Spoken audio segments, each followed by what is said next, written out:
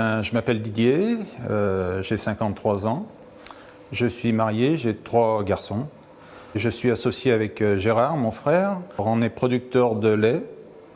On a démarré avec une 50aine de vaches. Aujourd'hui, on en a 75. Avec les génisses de renouvellement, ce qui nous fait un troupeau de 140 animaux.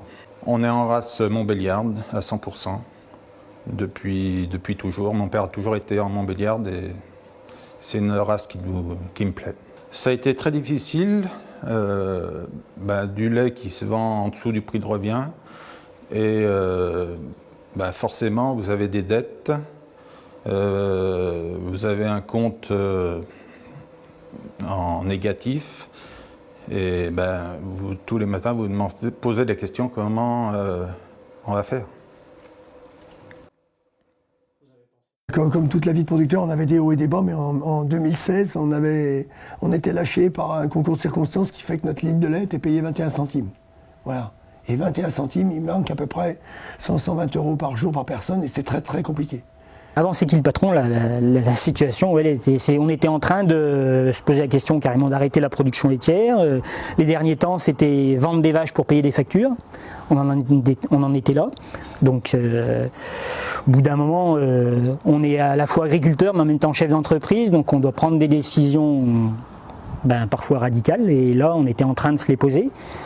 On a été obligé d'y croire parce qu'on ne pouvait rien faire d'autre, c'était soit ça, soit arrêter. Donc on s'est dit, tiens, s'il y en a quelques-uns qui veulent acheter des briques de lait en pensant à nous à l'autre bout, pourquoi pas. Et puis de fil en aiguille, on s'est mis à y croire nous aussi. Heureusement que je travaille à l'extérieur, parce qu'on a vécu pas mal de mois sur ma paye, en fait. Ouais, puis c'était même pas suffisant, ça suffisait pas. Parce que... On a eu beaucoup de dettes.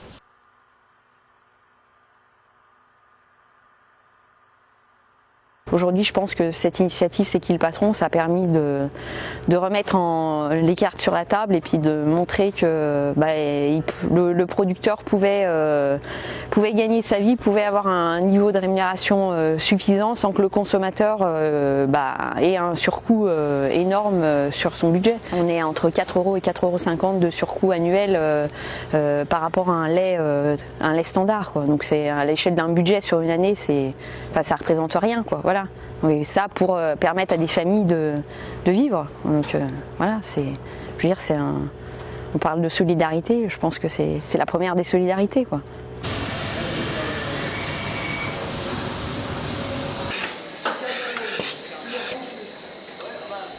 Quand on nous annonce que le consommateur veut créer une marque et que ça va révolutionner un peu le système de vente des produits agricoles, surtout du lait au démarrage, on a un peu du mal à y croire, on ne sait pas, mais on fait confiance aux consommateurs et on suit le mouvement, quoi. Voilà. On dit les gens veulent acheter toujours moins cher, pour nous c'était ça. Et finalement on s'est rendu compte, après quelques mois même seulement de lancement, que finalement les gens avaient vraiment envie de participer, quoi, et que les gens recherchaient la qualité, quoi. La démarche C'est qui le patron nous a permis de nous remettre sur des bons rails petit à petit, hein. C'est long, c'est douloureux parce qu'il ne faut pas croire que du jour au lendemain, parce qu'on vend du lait rémunéré sur l'exploitation à 400 € les 1000 litres, que tous les problèmes s'arrangent, hein, parce qu'il faut déjà éponger tous les arriérés.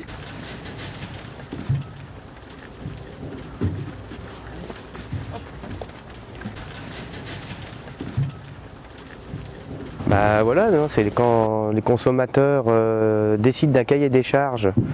Nous, exploitants agricoles, producteurs, on s'adapte au cahier des charges.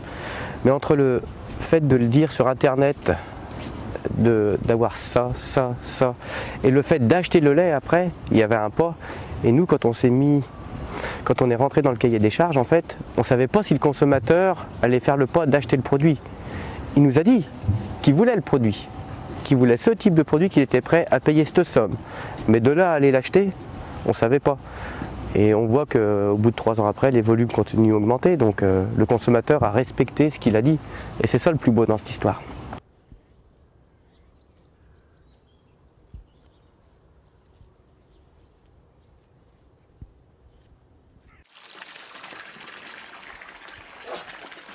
quand on est autour de l'eau, qu'on discute, on a toujours la personne qui achète le lait C'est qui le patron, et on entame des conversations, on leur explique, et ça fait un petit peu la boule de neige. Mais dans n'importe quelle sortie ou repas, on aborde le sujet, et il y a toujours un qui dit tiens, j'achète ça. Alors ça nous fait plaisir, parce qu'en plus, lui, il sait d'où vient son lait, et nous, on a le consommateur en face. C'est formidable comme démarche. Moi, je pense que de plus en plus, le consommateur, il va donner un sens à son achat. Si on lui explique comment c'est produit, comment c'est transformé, comment c'est distribué.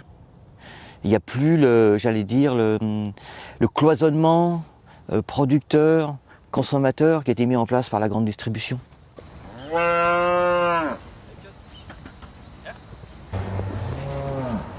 Elles sont bien peau de colle, mais il vaut mieux qu'elles soient comme ça que sauvages. Quand on s'en occupe depuis qu'elles sont petites.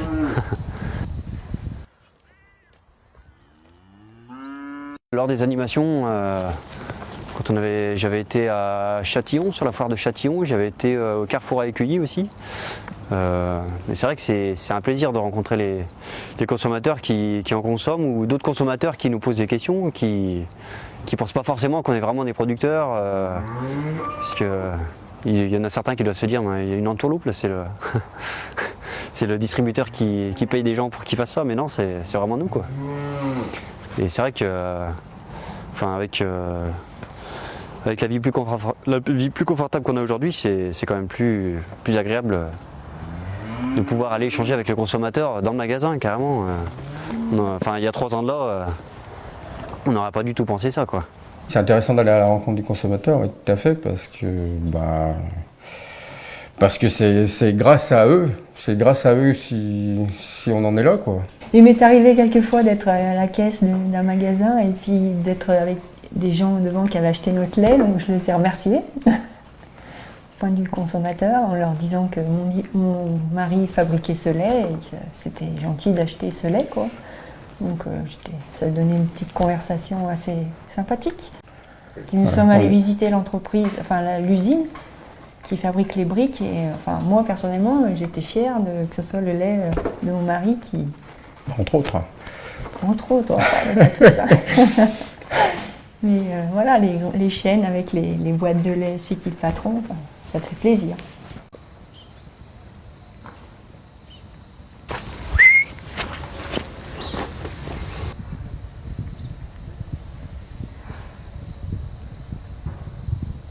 Nous, avant, c'est ce qu'on produisait quelque chose qui n'avait pas forcément d'étiquette. Aujourd'hui, on produit quelque chose qui a une étiquette, qui a un nom, qui a une valeur. Et puis pas seulement une valeur financière, mais une valeur morale.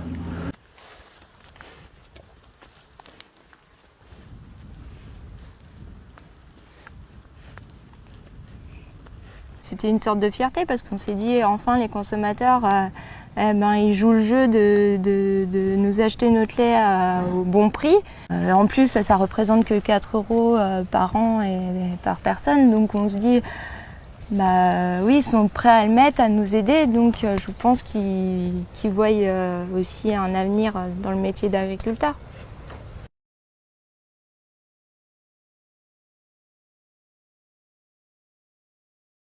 On s'aperçoit que le producteur peut gagner sa vie, mais c'est pas pour autant que le client paye trop cher et que les intermédiaires ne gagnent pas leur vie. Avec le lait, c'est qui le patron, le producteur gagne sa vie, l'intermédiaire gagne aussi sa vie, sinon il ne mettrait pas le lait. Et l'embouteilleur gagne sa vie et le client a le produit qu'il veut. Donc on s'aperçoit que je pense que tout le monde peut vivre. Il faut juste qu'on aille de l'avant et qu'on arrête toutes ces promotions, parce que les promotions tuent les producteurs. C'est malheureux à dire, mais moi je le ressens comme ça. Donc c'est vrai ma grande.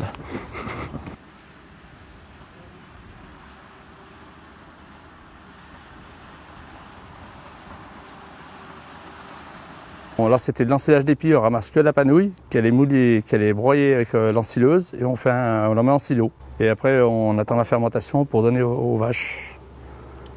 Ça fait partie de l'alimentation oui. de l'hiver, c'est ça? Oui, l'alimentation des aliments non OGM. Non OGM parce que c'est dans le cahier des charges? Dans le cahier des charges, et les vaches elles pâturent, elles sortent dehors. Justement, ce cahier des charges, il a été contraignant pour vous? Non. Non, les vaches allaient dehors, il n'y a pas eu de changement parce que j'avais déjà l'aliment non OGM, donc il n'y a pas eu de changement. Alors le cahier des charges C'est qui le patron, pour moi ça n'a pas vraiment révolutionné mes méthodes de travail que j'avais avant. On a fait un peu plus attention aux non OGM pour être sûr, donc on a demandé des attestations à nos fournisseurs, mais globalement c'est ce que je pratiquais déjà avant. Le pâturage, pour moi c'est important, donc les vaches elles pâturent le plus possible.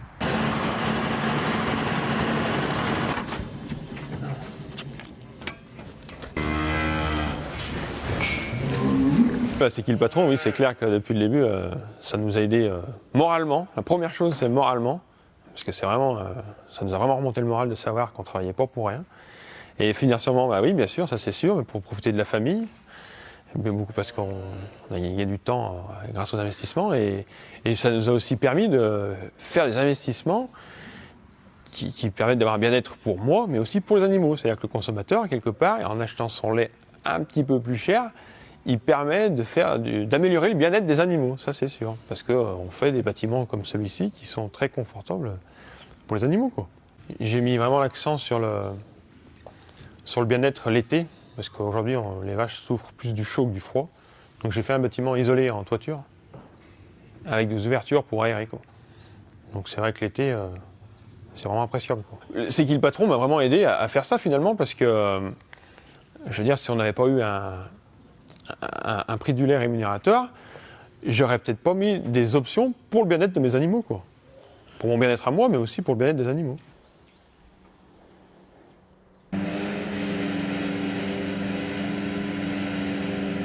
Le lait, c'est qui le patron? Je pense que c'est une très bonne démarche. C'est ce qui a sauvé les exploitations. Et il y a longtemps que ça aurait dû être fait et personne n'avait trouvé cette idée d'y produire. Et heureusement qu'il y a 2-3 personnes qui sont capables encore aujourd'hui de sauver le monde agricole en lançant des démarches comme ça.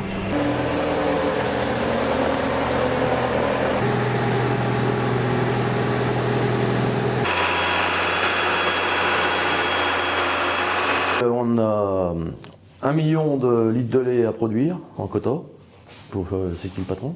Et je veux dire, les consommateurs, ils ont quand même, ils nous ont sorti de la merde, quoi. Enfin, faut les remercier parce que bon, c'est grâce à eux qu'aujourd'hui on arrive à trouver le sourire, quoi. On est heureux, quoi. Moi, je suis heureux de travailler aujourd'hui. Je me lève le matin, je suis content. Et c'était pas le cas il y a 3 ans, parce que je peux vous dire qu'on traînait les bottes. Avant C'est qui le patron, j'aurais dit ne vous installez pas en production laitière. Maintenant, si un jeune veut reprendre, à la limite, voilà, je peux lui dire tu peux y aller, quoi. Voilà. Là maintenant il y a un élan positif. Ça va aller jusqu'où là pour vous? C'est quoi les prochaines étapes? Les prochaines étapes sur l'exploitation, ouais. Après on a réinvesti dans l'exploitation, on a remis l'exploitation aux normes, on a un poète de plomb pour que ça aille mieux pour travailler aussi, quoi. Ouais, qu'on puisse passer un peu plus de temps avec la famille autour, voilà. Avoir des projets différents, quoi, pas rien que sur l'exploitation, quoi. Faire une maison, voilà. Après des projets qu'on n'avait pas avant, si on pouvait pas se le permettre, quoi. Donc ça avance, même très vite, ouais. On bouscule les choses. Ouais. Pas de regret d'être passé avec C'est qui le patron? Je vois pas bien qui c'est qui peut regretter, hein. Non, pas de regret. Une grande satisfaction, oui. Parce qu'enfin on est reconnu. C'est surtout ça.